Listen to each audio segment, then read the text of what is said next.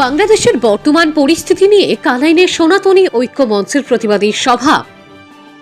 মঙ্গলবার সনাতনী ঐক্য মঞ্চের উদ্যোগে কানাইন সরস্বতী বিদ্যানিকেতনে প্রবুদ্ধ নাগরিকদের এক প্রতিবাদী সভা অনুষ্ঠিত হয়। পার্শ্ববর্তী রাষ্ট্র বাংলাদেশের বর্তমান পরিস্থিতি এবং সংখ্যালঘুদের উপর অত্যাচার নিয়ে এই সভার আয়োজন করা হয়। সভায় প্রধান বক্তা হিসেবে উপস্থিত ছিলেন রাষ্ট্রীয় স্বয়ংসেবক সংঘের দক্ষিণ আসাম প্রান্তের প্রান্ত বৈদিক প্রমুখ সুব্রত দাস। বক্তব্য রাখেন সংঘের পশ্চিম কাছাড় জেলা কার্যবাহক সুমন দাস, প্রবীণ শিক্ষক ধনঞ্জয় পাল, নীলেন্দু দাস প্রমুখ। বক্তারা বাংলাদেশের বর্তমান পরিস্থিতির তীব্র নিন্দা জানান এবং সনাতনী ধর্মগুরু চিন্ময় প্রভুর নিঃশর্ত মুক্তির দাবি জানান। সভায় সিদ্ধান্ত নেওয়া হয় বাংলাদেশের সংখ্যালঘুদের উপর নির্যাতন বন্ধ করতে রাষ্ট্রসংঘ এবং আন্তর্জাতিক মানবাধিকার কমিশনের হস্তক্ষেপ চেয়ে স্মারকপত্র পাঠানো হবে। স্মারকপত্রটি বুধবার কাঠিগড়া সার্কেল অফিসারের মাধ্যমে পাঠানো হবে। ব্যুরো রিপোর্ট, সংবাদ বাংলা। তো বিষয়টা আমরা আমাদের মধ্যে সবচেয়ে বেশি যেটা আমাদের মধ্যে রাগ যেটা আমরা দেখছি, আমাদের সমাজের প্রতি আমাদের একটা রাগ, আমরা এটা বুঝতে পারছি।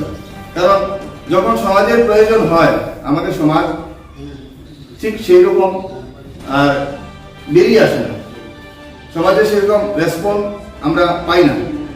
যে আরএসএস কোথায় ছিল, বিশ্ব হিন্দু পরিষদ কোথায় ছিল, মানুষের একটা ধারণা যে আরএসএস এবং বিশ্ব হিন্দু পরিষদ বোধহয় এরকম ব্যাটালিয়ান তৈরি করেছে, এরা এসে আমাদেরকে সহায়তা করবে। যাই হোক, আমি সেই দিকে সবাইকে এই জন্য বলবো, আমরা যারা এখানে আছি সবাই একই নমুনার ভাব নিয়ে এসেছি। আমরা সবাই সঙ্গের আর কাজকে ভালো করে উপলব্ধি করতে পারি। আমি বলি, আজকে যে হিন্দু সমাজের উপর যে আক্রমণ, সেটা শুধু আজকের না, হাজার হাজার বছর থেকে সেটা হচ্ছে। আমরা জানি যে ইরান একসময় ভারতবর্ষের অংশ ছিল, আফগানিস্তান ভারতবর্ষের অংশ ছিল, শ্রীলঙ্কা, মায়ানমার, ভুটান ইত্যাদি অনেক দেশ আর ভারতবর্ষের অংশ ছিল, অখণ্ড ভারতবর্ষ ছিল। হিন্দু সমাজের এই শিথিলতার জন্য, হিন্দু সমাজের এই যে ঘুমিয়ে থাকার জন্য আমরা এগুলা হারিয়েছি।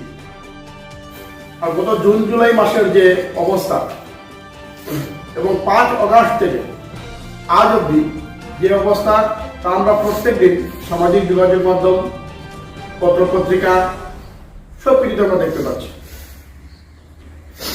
যে দেশ আমাদের ভারতের সাহায্য নিয়ে আর 1971 সালে আর জন্মলাভ করেছিল, আজ ওরা চরম ভারত বিদ্বেষী হয়ে গেছে।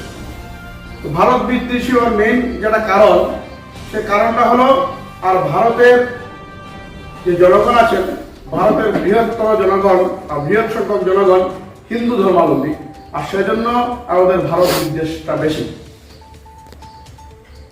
তো বর্তমানে ওই দেশের যে সংখ্যালঘু সম্প্রদায় যারা আছে, বিশেষ করে সনাতনী সম্প্রদায় যারা আছে, তাদের উপর আর যেভাবে অত্যাচার চলছে তা আমরা প্রত্যেক দিন দেখতে পাচ্ছি।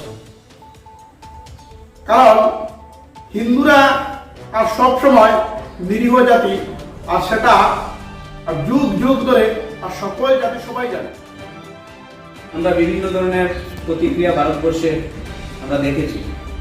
যেহেতু বাংলাদেশ আর ভারতেরই অঙ্গ ছিল একসময়, তো সেই হিসাবে বাংলাদেশের সংখ্যালঘু আর ভারতের সংখ্যালঘুর মধ্যে যে তফাৎ দেখা যায়, সেটা আমরা বুঝতে পারি বিভিন্ন বিষয়ে। আমরা অনেকবার দেখেছি, অনেক ধরনের সম্মেলন, প্রতিবাদী মিছিল, অনেক কিছু হয়েছে, কিন্তু সেটার ফলপ্রসূ বিশেষ কিছু এফেক্ট আর ওই বাংলাদেশে পড়েনি। তো আমরা সবাই সব যে বর্তমান অবস্থা, যখন এগুলো সোশ্যাল মিডিয়ায় বা পত্রিকায় যেগুলো দেখি ফটোসহ, তখন নিজেকে বড় যে কোনো না কোনোভাবে যদি একটু ওদের নিজের শারীরিক শ্রম দিয়ে হোক, মনের দিক দিয়ে যদি একটু আবেগ ব্যক্ত করতে পারি, তো নিজেকে একটু সহানুভূতি দেখাচ্ছি বলে যে একটা অবস্থা, এটা